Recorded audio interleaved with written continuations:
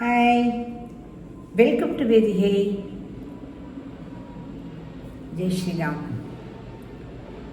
ரொம்ப அருமையான பதிவு இன்றைக்கி போட போகிற பதிவு. எல்லோரும் கண்டிப்பாக பார்க்கணும், ஷேர் பண்ணணும். ஒரு டாக்குமெண்ட்ரி ஃபிலிம். ராமர் தான் 14 வருஷம் வனவாசம் போனார்னா, நம்ம ஸ்ரீரங்கத்து பெருமாள் 48 வருஷம் அழகிய மணவாளன். ஒவ்வொரு இடமா போயிட்டு கோழிக்கோடு எங்கே, கர்நாடகா எங்கே, அப்படியே ஒவ்வொரு இடமும் சுற்றி கடைசியில் திருவரங்கத்துக்கு சேர்ற படத்துலேயும் ஒரு டாக்குமெண்ட்ரி பண்ணியிருக்கார் பாம்பே கண்ணன். கணேசங்கிறவர் கேமரா ரொம்ப நல்லா இருக்கு, ஒளிப்பதிவு அருமையாக இருக்குது. அப்படியே அந்த சுல்தானால் நிறையா பேர் ஸ்ரீரங்கத்தில் அடியார்கள்லாம் அப்படியே செத்து போயிடுறால, வெட்டி போட்டுறாருல எல்லாரையும். அதில் ரத்தம் ஆறு மாதிரி ஓடுறது பாருங்கோ, ரத்தம். அந்த ரத்தத்தை காவேரியில் கலந்தால் அப்படி இருக்குமோ அதே அந்த சீனை கொண்டு வந்துடுறார் கண்ணு முன்னாடி. ஒவ்வொரு இதுவும் ஒரு வயசானவர் நடுவில் பேசுகிறார். வயசானவர் அந்த ஊரோட மகிமையை பற்றி சொல்கிறபோது அப்படியே ரொம்ப வயசானவர் தான், ஆனால் கூட நல்லா ஸ்பஷ்டமாக பேசுகிறார். நம்ம பாம்பே கண்ணன் அப்படி ஒரு குரல் வளம், நல்ல மாடுலேஷன், ரொம்ப அழகாக. அதாவது கதை போகிற எப்படி போகிறதோ அதே மாதிரி நம்மளையும் கூட்டிகிட்டே போகிறார். அந்த பெருமாளோடையே போகிறோம். அந்த உபய நாச்சியார்கள் அப்புறம் 52 பேர் பல்லாக்களை தூக்கிட்டு போகிறப்போ இன்னொன்று நம்மளும் கூடவே போகிறாமலே ஒரு இது கொண்டு வந்துடுறார், அந்த ஒரு பாவனைக்கு கொண்டு வந்துடுறார். இதெல்லாம் கண்டிப்பாக இந்த காலத்து இளைஞர்கள் பார்க்க வேண்டிய படம் இது. ஏன்னா இப்போ இருக்கிற காலகட்டத்தில் கோவில் கோவில் கோவில் எங்கே பார்த்தாலும் கோவிலை பற்றி தானே பேசுகிறா. கோவில் எப்படி இருக்குது, கோவில் பற்றி, கோவில் சொத்து எங்கே பார்த்தாலும் இதெல்லாம் பற்றி பேசிகிட்டு இருக்கா. நம்மளுக்கு அதை பற்றி உள்ளுக்குள்ளே போய் அந்தரங்கம்லாம் நம்மளுக்கு தெரியாதுன்னா, அந்த காலத்தில் கோவில் சொத்தை கொள்ளடிக்கிறதுக்காக சுல்தான்கள் இந்த மாதிரி பண்ணியிருக்கா அப்படிங்கிறபோது ரொம்ப மனசு வலிக்கிறது. என்ன இப்படி ஒரு பணம் ஆசை.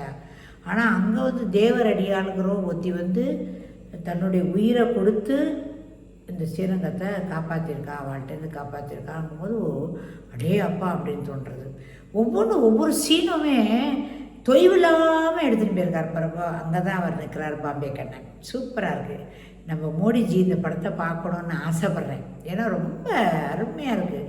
நீங்கள் எல்லாருமே பார்க்கணும் இந்த படத்தை. இது எப்படியாவது வெளியில் கொண்டு நல்ல, எனக்கு அவரை பற்றி இது ஒரு ப்ராபகண்டா பண்ணுறதுக்காகலாம் சத்தியமாக நான் போடலை இந்த பதிவை.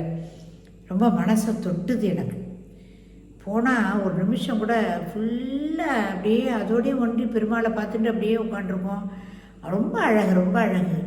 அந்த உற்சவமூர்த்தி புது உற்சவமூர்த்தி, பழைய உற்சவமூர்த்தி எதுன்னு தெரியாமல் அவள் திண்டாடுறா. கடைசியில் வரும்போது எங்களாவும் பாதாளத்துலேருந்து அதை ஒருத்தர் காப்பாற்ற போய் அந்த பாதாளத்துலேயே ஒருத்தர் செத்து போயிடுறாரு. ஒருத்தர் 52 போனால் 52 பேராக போனவர் 51 வந்துடுறா. அது மாதிரி ஆகிடுது. அப்படியே உள்ளுக்குள்ளேயே பதிஞ்சுடுற பள்ளத்தாக்குக்குள்ளே போய்டுறாரு. ஆனால் அந்த நம்மாழ்வாரை காப்பாற்றிடுறார். நம்மாழ்வாரை உள்ளுக்குள்ளே போய்டுறார். அவரோடையே சேர்ந்து இவரும் பயன் பண்ணி ஒரு இடத்துல ஆற்றுல அப்படியே முழுகி போய்டுறார். அது அப்புறமா ரோடு வழியாக இவர் எடுத்துன்னு வரார். அவரை ஆற்று வழியாக எடுத்துன்னு வரார். இதெல்லாம் சொல்லும்போது நம்மளே ரொம்ப அங்கேயே போய் நின்று நம்மளே தேடுறாப்புல இருக்குது. அந்த மாதிரி இருக்குது.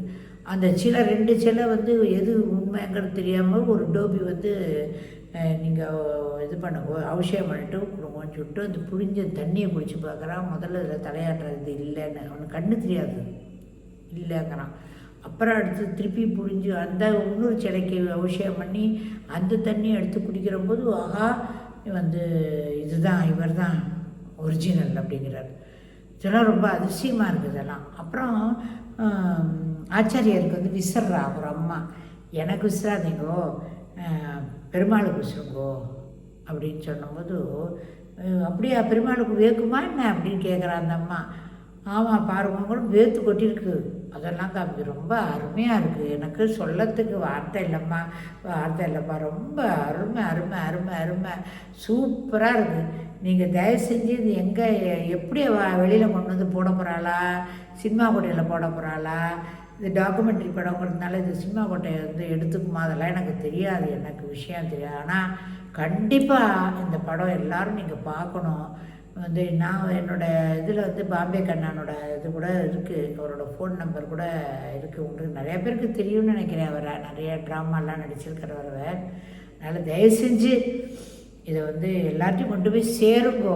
ரொம்ப ரொம்ப நன்னா இருக்குது, சந்தோஷமாக. இப்போ மன நிறைவோடு வந்து வெள்ளிக்கிழமை அன்றைக்கி தாயாரையும் பெருமாளையும் பார்த்தேன், நிறைவாக இருக்குது. ஸ்ரீரங்கத்துக்கே போயிட்டு இப்போ ரீசெண்டாக திருச்சிக்கு போயிட்டு வந்தேன். ஆனால் அதை பார்க்க முடியல, எனக்கு ஸ்ரீரங்கத்துக்கெலாம் போக முடியல. ஏதோ அர்ஜெண்ட்டாக போய்ட்டு அர்ஜெண்ட்டாக வந்துட்டோம்.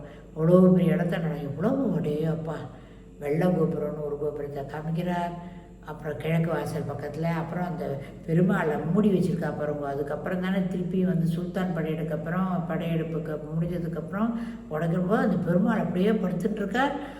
படுத்துட்டுருக்கிறவர், அதாவது இலங்கையை நோக்கி பார்த்து தான் படுத்துட்டுருக்கார் அவர். அந்த கதை எல்லாமே சொல்கிறார், எப்படி வந்து இங்கே வந்து உட்காந்தார் ஸ்ரீரங்க பெருமாள் உட்காந்தார், எல்லாமே சொல்கிறார். அந்த பெருமாளோட பூ வந்து வாடவே இல்லையா, பார்த்துக்கும் வாடி இருக்கா, கலர் மாறலையா.